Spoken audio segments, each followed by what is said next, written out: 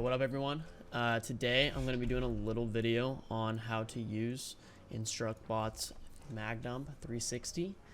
The reason I'm making this video is because it was kind of hard for me to figure out. I couldn't find any tutorial on it, and I had to look through all of their like guides and settings and all that whatever on the website, which made it a little harder, but I ended up figuring it out and thought I'd make it easier for you guys. So let's get into it. Before we get into this tutorial though, make sure to check out my Twitch. I'm basically live every day at 7 p.m.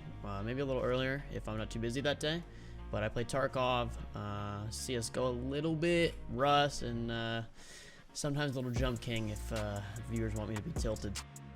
I tapped it! I tapped! So make sure to check me out down below. Subscribe to the channel if you're new, and let's get into it.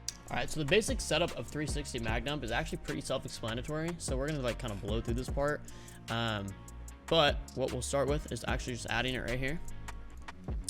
You're gonna want to type 360 mag dump or whatever you need to do to kind of know which one it is. Description doesn't matter, but we do need to take this on. Then we're gonna head over to actions. You're gonna add a mouse button down, and you're gonna click left click to enact like the shooting in the game. And then you're gonna add one more mouse move, and it's gonna be relative. You're gonna do 360 because you want to spin a full 360, and the duration's actually something you're gonna have to mess around with.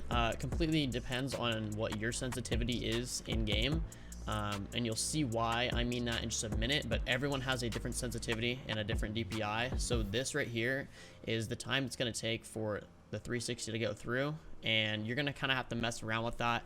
For me personally, I don't care if it does multiple 360s. I think it's kind of funny.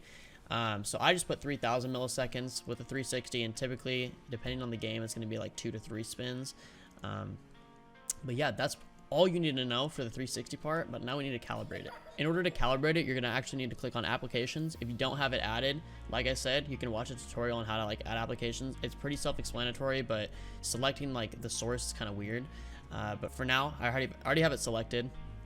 And what you're going to do from here then is I'm actually going to move this over to my other monitor in just a second, but you're going to click this little settings button, and this is going to open up, which is important because now that you have it open, you're going to need to be using F1 and F2 in order to calibrate this. So we're going to click in game right now.